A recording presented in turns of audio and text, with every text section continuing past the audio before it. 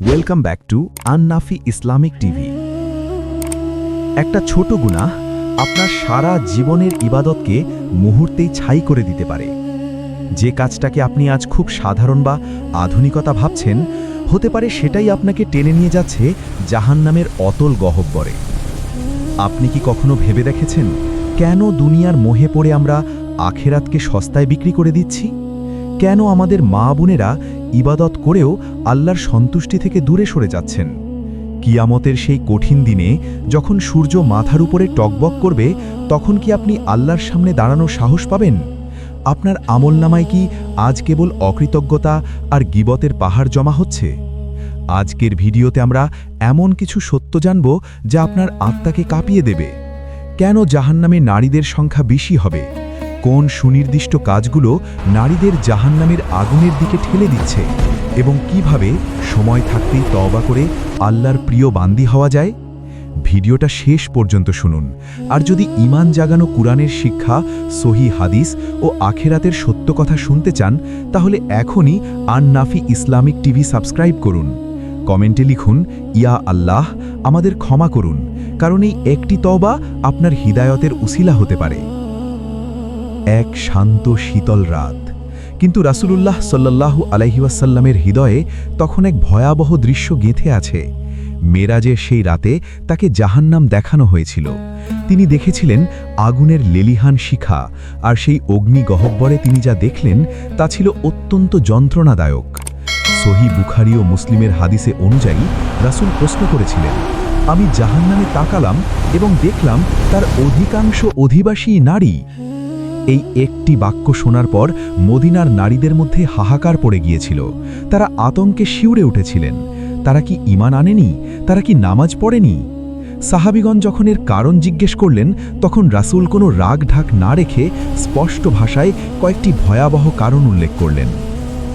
প্রথম কারণ কি ছিল? অকৃতজ্ঞতা বা কুফরানুল আশির। নফস মানুষকে শেখায় অধিকারের কথা, কিন্তু ইসলাম শেখায় শুকরিয়ার কথা। রাসূল বললেন, তারা তাদের জীবনসঙ্গীর প্রতি অকৃতজ্ঞ হয়। সারা জীবন একজন স্বামী তার স্ত্রীর জন্য পাহাড় সমান ত্যাগ স্বীকার করলেও সামান্য একটু ত্রুটি পেলেই নারী বলে ওঠে, তোমার কাছে আমি জীবনে কোনোদিন ভালো কিছু পেলাম না। এই একটি বাক্য, এই সামান্য অকৃতজ্ঞতা তার আমলনামার সব নেকিকে মুহূর্তেই জ্বালিয়ে দেয়। অন্ধকার যখন ঘনিয়ে আসে, তখন শয়তান মানুষের জিহ্বাকে তলোয়ার বানিয়ে দেয়। রাসূল দ্বিতীয় কারণ হিসেবে বললেন, বেশি বেশি অভিশাপ দেওয়া এবং গীবত করা। তুচ্ছ কারণে অন্যকে লানত দেওয়া কিংবা কারো অনুপস্থিতিতে তার সমালোচনা করা অনেকের স্বভাবে পরিণত হয়েছে। তারা মনে করে এগুলো কেবলই কথা, কিন্তু এই কথাগুলোই কিয়ামতের দিন আগুনের শিকল হয়ে তাদের গলায় ঝুলে থাকবে। দুনিয়া আজ আমাদের সাজসজ্জার বেপর্দার দিকে ডাকছে, আর আখেরাত ডাকছে লজ্জাশীলতার দিকে। কিন্তু এই ধ্বংসের শুরুটা কোথায়? আর কোন কোন কাজ তাদের জান্নাত থেকে দূরে সরিয়ে দিচ্ছে? জাহান্নামের সেই গভীর গর্জন কানে ভেসে আসে, যেখানে আগুনের লেলিহান শিখা কেবল অপরাধীদের খুঁজছে। কিন্তু কেন কেবল অকৃতজ্ঞতার গীবত? কেন নারীদের ক্ষেত্রে এই সতর্কবাণী এত কঠোর? সহিহ হাদিসের গভীর ব্যাখ্যায় গেলে আরও একটি ভয়ঙ্কর কারণ সামনে আসে, আর তা হল বেপর্দা বা প্রদর্শনের নেশা। সহিহ মুসলিমের একটি হাদিসে বর্ণিত হয়েছে, এমন এক শ্রেণীর নারী যারা হবে কাসিয়াতুন আরিয়াতুন, অর্থাৎ যারা পোশাক পরেও উলঙ্গ থাকবে। তারা ফ্যাশনের নামে এমন সব পোশাক পরবে যা দিয়ে তাদের শরীরের গঠন ফুটে থাকবে। তারা নিজেরা পরপুরুষের দিকে আকৃষ্ট হবে এবং পরপুরুষকেও নিজেদের দিকে আকৃষ্ট করবে। তাদের মাথার চুলের সাজ হবে উটের কুঁজের মতো হেলানো।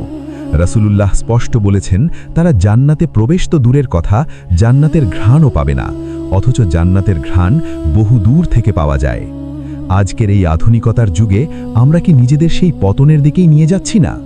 নফস আমাদের শেখায় নিজেকে মেলে ধরতে, কিন্তু ঈমান আমাদের ডাক দেয় পর্দার আড়ালে নিজেকে সুরক্ষিত রাখতে। যখন একজন নারী তার ঘরের সৌন্দর্য বাইরে প্রদর্শন করে, তখন সে কেবল একটি গুনাহ করে না, বরং হাজারো চোখের জেনার কারণ হয়ে দাঁড়ায়।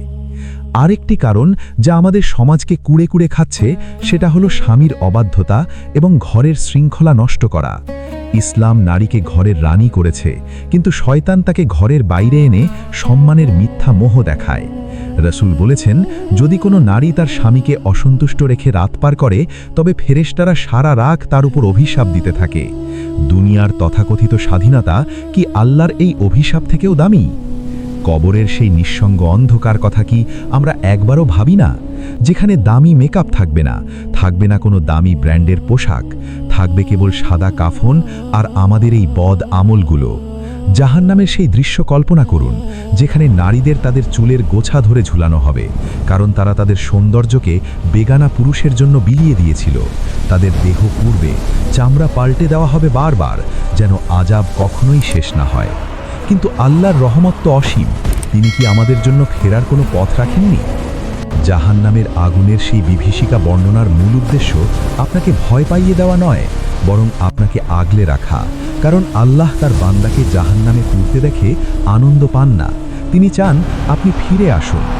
রাসূলুল্লাহ যখন নারীদের এই ভয়াবহ পরিণতির কথা বলেছিলেন, তখন তিনি প্রতিকারও শিখিয়ে দিয়েছিলেন। তিনি বলেছিলেন, তোমরা বেশি বেশি সদকা করো, কারণ দান সদকা আল্লাহ ক্রোধকে প্রশমিত করে এবং গুনাহের আগুনকে নিভিয়ে দেয়। একজন নারী যদি কেবল তার জিহ্বাটাকে নিয়ন্ত্রণে রাখে, যদি অকৃতজ্ঞতার বদলে আলহামদুলিল্লাহ বলা শেখে, আর যদি লোক দেখানো প্রদর্শনের মোহ ত্যাগ করে লজ্জাশীলতাকে ভূষণ বানায়, তাহলে তার জন্য জান্নাতের 8টি দরজাই খুলে দেওয়া হবে। নফস হয়তো আপনাকে এখনও বলছে, আর একটু সময় নাও, জীবন তো পড়েই আছে। কিন্তু আজরাইল যখন দুয়ারে এসে দাঁড়াবে, তখন তওবা করার 1 সেকেন্ড সময়ও আর অবশিষ্ট থাকবে না। আজই সেই দিন, এখনই সেই মুহূর্ত। আপনার অতীতের সব গীবত, সব অকৃতজ্ঞতা আর সব বেপর্দার জন্য আল্লাহর কাছে চোখের জল ফেলুন। তিনি গফুরুর রাহিম, তিনি আপনার একটি অশ্রুবিন্দুর বিনিময়ে জীবনের সব কালো দাগ মুছে দিতে পারেন।